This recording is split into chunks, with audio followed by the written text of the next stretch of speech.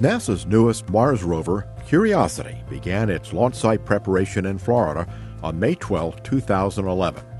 That's when the first three elements of the spacecraft, officially known as the Mars Science Laboratory, were delivered to Kennedy Space Center Shuttle Landing Facility aboard an Air Force C-17 cargo plane. After the cruise stage, back shell, and heat shield were unloaded and transported to the Payload Hazardous Surfacing Facility, processing got underway. Technicians installed a solar array panel to the cruise stage and processed the spacecraft's back shell. The back shell carries the parachute and several components used during later stages of entry, descent, and landing of the rover. The aeroshell, comprising the back shell and the heat shield, was tested on a spin table before technicians used an overhead crane to separate the two components. On June 22nd, a cargo plane arrived at Kennedy carrying the rover and the spacecraft's rocket-powered descent stage. The descent stage will fly the rover during the final moments before its landing on the Martian surface. After transportation to the servicing facility, technicians removed the protective wrapping from the descent stage thrusters for documenting and inspection. The rover itself was removed from its protective carrier and moved by crane to a work stand. The rover's processing and testing began, including a series of rotation tests. The wheels, as well as the instrument mast and science boom, were put through a series of deployment tests. Enclosed in a shipping cask, the spacecraft's power-generating multi-mission radioisotope thermoelectric generator arrived at Kennedy June 30th and was moved to a storage facility where workers removed the cask.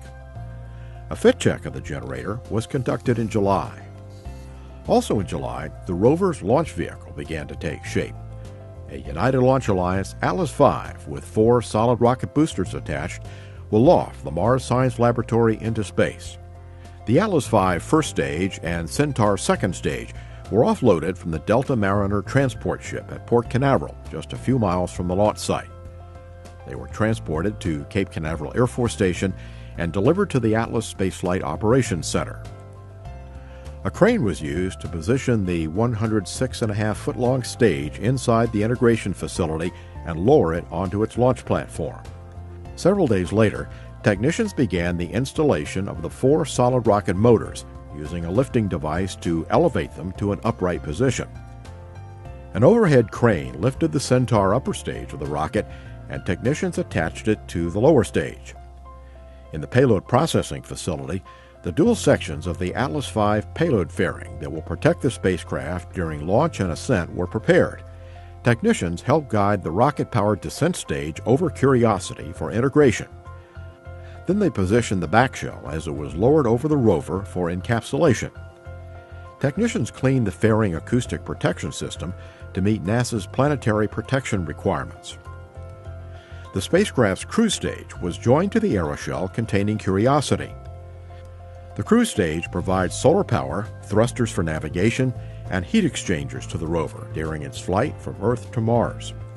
The spacecraft was then enclosed between the two halves of the payload fairing and placed on a transporter for the move to Space Launch Complex 41.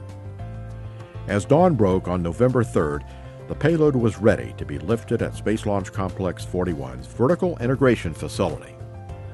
Once atop the rocket, the payload was attached and the radioisotope thermoelectric generator was installed. With its final Earthbound journey completed, the rover Curiosity and its Atlas V launch vehicle were ready for launch. Next stop, Mars.